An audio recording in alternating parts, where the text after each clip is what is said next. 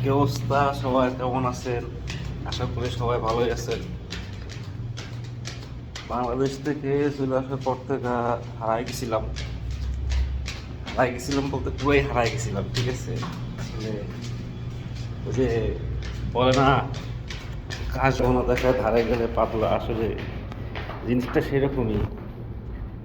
বাংলাদেশে থাকতে টুকটাক দু একটা ভিডিও করছি, ছাড়ছি, কিন্তু শখের সৌদি আরবে আসার পরে আসলে ভিডিও কি ছাড়বো, আসলে মন মানসিকতা এত খারাপ হয়ে গেছে যে বাস্তবতা যে আসলে কতটা কঠিন, আসলে সৌদি আরব মাসের অবস্থা না, যত ভাই বেড়াদারা হচ্ছে না হয়ে গেছে।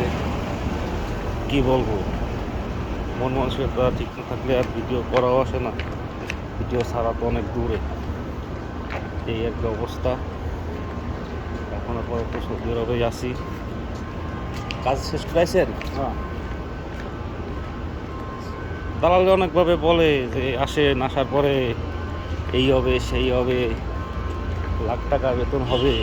হ্যাঁ, আসার পরে আসলে বোঝা যায়, আসার পরে রূপ চেঞ্জ হয়ে যায়, মানুষ চেঞ্জ হয়ে যায়, সব কিছু পরিবর্তন হয়ে যায়, পল্টি হয়ে যায়।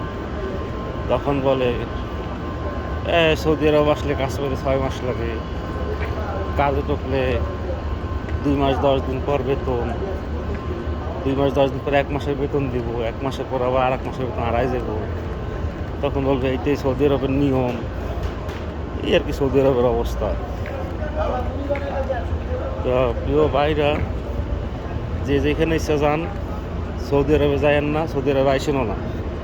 ঠিক আছে, আসেন হজ করতে আসেন, উমরা করতে আসেন, কাজের উদ্দেশ্যে সৌদি আরব আসেন না।